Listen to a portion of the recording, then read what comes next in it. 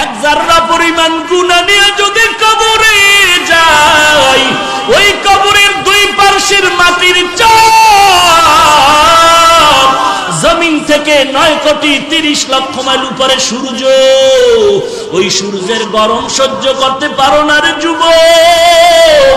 গুনাহগারের মাথার উপরে যেদিন সূর্যটা নেমে আসবে, সূর্যের তাপে গুনাহগারের মাথার মগজগুলো ভাতের মারের মতো ফুটতে থাকবে।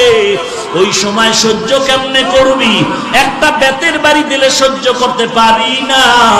যদি গুনাহগার হয়ে কবরে যায়, ফেরেশতাদের আঘাত কেমন করে সহ্য করব? চিন্তা ভাবনা করে দেখলাম দুনিয়ার সম্মান টাকা পয়সা কিছুই না। আজকে টুপির কারণে, দাড়ির কারণে না খাইয়ে আমরা কেউ মরি নাই, বরং আল্লাহ রাজকীয় হালে সম্মান দান করেছেন, ঠিক কিনা বলো? হাজী ইমদাদুল্লাহ মুহাজিরে মক্কি রহমাতুল্লাহ আলাইহি যত কিতাব খুলে দেখে কোনো লেখা নাই, সব সাদা সাদা সাদা। আবার সামনে কিতাব খুলে সাদা, কোনো লেখা নাই। এইভাবে করে করে করে করে কোন কিতাবগুলোর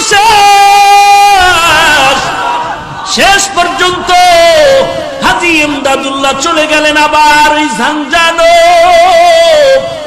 আল্লাহর ওলি নূর মোহাম্মদ জানজানবীর দরবারে গিয়া বলেন, ও ইমদাদ, লেখাপড়া কি শেষ হয়েছে? বলে, ও আমার উস্তাদ শায়েখ আমার, আপনার অনুমতি নিয়ে যত কিতাব পড়ার জন্য আমি চলে গেলাম, ওখানে গিয়ে আমি কিতাব খুলিয়া দেখলাম পড়ার জন্য। জানি না আল্লাহর কি কুদরত, একটা পৃষ্ঠার মধ্যে কোনো লেখা নাই। যেটা দেখি কেলাপ সব কিতাবগুলো সাদা সাদা সাদা। একটা কিতাব বন্ধ করি আর একটা খুলি সাদা, একটা বন্ধ করি আর একটা খুলি সাদা। এইভাবে দেখলাম কোনো অক্ষর কিতাবের মধ্যে নাই। নূর মুহাম্মদ জানজানবী চোখের পানি ছেড়ে কান্না শুরু করলেন আর বললেন, ইমদাদ, মনে হয় জানো আমার থেকেও তোর মান আল্লাহর দরবারে অনেক বাড়িয়ে যাইতেছে। রে ইমদাদুল্লাহ,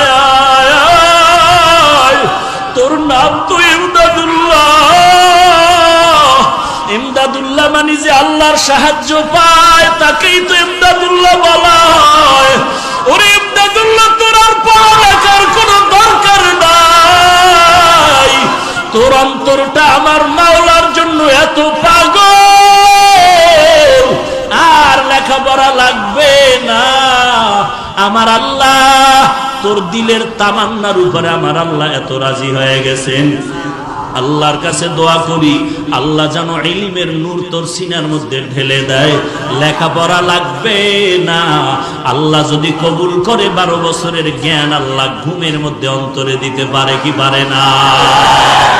ইলমে রায় জাজু করদান বেহিসাব, খলকে রাদাদান জওয়াবে বাসওয়া।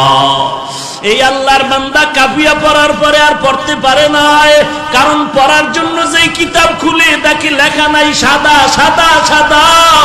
এই ইমদাদুল্লাহ কেমন একজন আল্লাহর কুতুব! এই হাজী ইমদাদুল্লাহ আমার নবীর শানে যখন দুরূদ পড়তেন, নবীর দরুদে দাঁড়ায় যাইতেন। এই হাজী ইমদাদুল্লাহ যখন বসতেন ঘুমাইতেন, পাও দুটো বাঁকা করে বসতেন ঘুমাইতেন। কেউ প্রশ্ন করছেন, শায়েখ আপনি পাও সোজা করে কেন ঘুমান না? হাজী ইমদাদুল্লাহ বলে, জানো না রে ভাই, রশিদ আহমদ গঙ্গুহি রহমাতুল্লাহ আলাইহি কি বলেন, ওরে রশিদ, আমি ইমদাদুল্লাহ যত চেষ্টা করি